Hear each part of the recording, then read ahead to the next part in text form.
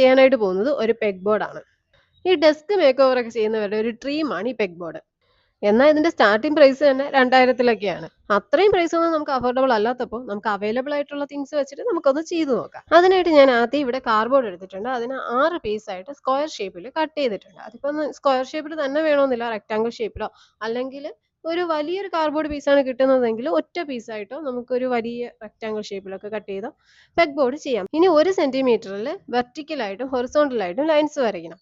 എന്നാൽ ഈ കാർഡ്ബോർഡിൽ തന്നെ ഒരു ലൈൻ ഉള്ളത് കൊണ്ട് ഞാൻ ഒരു ലൈൻ മാത്രമേ വരച്ചിട്ടുള്ളൂ. ഇനി ഇതിൽ കാണിക്കുന്നത് പോലെ ഹോൾസ് ഇട്ട് കൊടുക്കണം.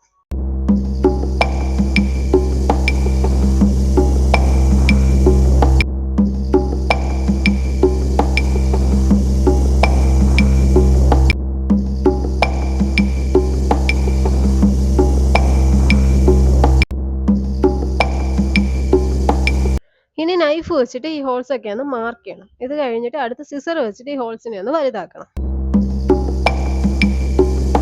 ഇനി ഇതിനെ A4 ഷീറ്റ് വെച്ച് കവർ ചെയ്യണം. A4 ഷീറ്റ് വെച്ച് കവർ ചെയ്യുമ്പോൾ ഇതിന്റെ ബാക്ക് സൈഡിൽ മാത്രമാണ് ഗ്ലൂ വെച്ചിട്ട് സ്റ്റിക്ക് ചെയ്യുന്നത്. ഇതിനിടയിൽ എവിടെയെങ്കിലും നമ്മൾ ഗ്ലൂ വെച്ച് കഴിഞ്ഞാൽ അതിന്റെ ആ ഒരു പെർഫെക്ഷൻ കിട്ടില്ല. ഇനി ഇതിൽ ഹോൾസ് ഇടണം. അതിനായിട്ട് ഇതിനെ ലൈറ്റിലേക്ക് വെച്ച് നോക്കുമ്പോൾ നേരത്തെ നമ്മളിട്ട ഹോൾസ് ഒക്കെ വിസിബിൾ ആവും. അതനുസരിച്ച് നമ്മൾ ഇതിനെ നേരത്തെ ചെയ്തതുപോലെ തന്നെ നൈഫ് വെച്ച് ഒന്ന് മാർക്ക് ചെയ്തിട്ട് സിസർ വെച്ചിട്ട് ഹോൾസ് ഒന്ന് വലുതാക്കി കൊടുക്കണം. പിന്നെ ഇതുപോലെ തന്നെ ഹോൾസ് ഇടണമെന്നില്ല, റൗണ്ട് ഷേപ്പ് ഹോൾസ് ഉള്ള പെഗ് ബോർഡും ഉണ്ട്. ഇതുപോലെ തന്നെ നമ്മൾ നേരത്തെ കട്ട് ചെയ്ത് വെച്ച 6 പീസസും സെറ്റ് ചെയ്തെടുക്കണം.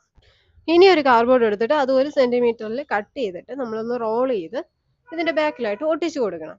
സൈഡിൽ 4 എണ്ണം മാത്രമായിട്ട് വയ്ക്കാം, 5 ആയിട്ട് വയ്ക്കാം, എത്ര വേണോ വയ്ക്കാം. കാരണം ഇതിലാണ് വെയിറ്റ് ഹോൾഡ് ആവുന്നത്. അതുകൊണ്ട് തന്നെ എത്ര വെച്ചാലും നല്ലതായിരിക്കും.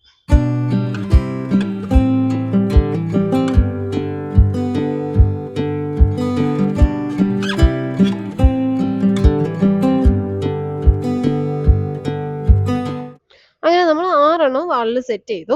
ഇനി ഇതിൽ ഹാങ് ചെയ്യാൻ വേണ്ടിയിട്ടുള്ളതൊക്കെയാണ് സെറ്റ് ചെയ്യേണ്ടത്. പിന്നെ എൻ്റെ അടുത്ത് ഈ കമ്പികളൊന്നും ഉണ്ടായിരുന്നില്ല ഇതിൽ ഫിറ്റ് ചെയ്യാനായിട്ട്. അതുകൊണ്ട് തന്നെ അതിന് എന്തെങ്കിലും ഒരു ആൾട്ടർനേറ്റീവ് ഉണ്ടോ എന്നാണ് ഞാൻ നോക്കിയത്. അങ്ങനെയാണ് എനിക്ക് ഈ സിറിഞ്ച് കിട്ടുന്നത്. ഇതിനെ രണ്ടായിട്ട് ഓടിച്ചിട്ട് ഞാൻ അതിലോട്ട് ഫിക്സ് ചെയ്ത് നോക്കി. അപ്പോൾ നന്നായിട്ട് ഫിക്സ് ആയി. പിന്നെ കീ ചെയിൻസ് ഒക്കെ അതിലേക്ക് ഹാങ് ചെയ്തു. ഇത് ബിസ്ക്കറ്റ് വാങ്ങുമ്പോൾ കൂടെ കിട്ടുന്നതാണ്. അപ്പൊ എനിക്ക് കമ്പി ഇല്ലാത്തതുകൊണ്ട് ഞാൻ മാസ്കിലൊക്കെ വരുന്ന കമ്പി ഉണ്ടല്ലോ, അത് വെച്ചിട്ടാണ് ഇതിനെ ഒന്ന് വളച്ചൊക്കെ ഒന്ന് സെറ്റാക്കി എടുത്തത്.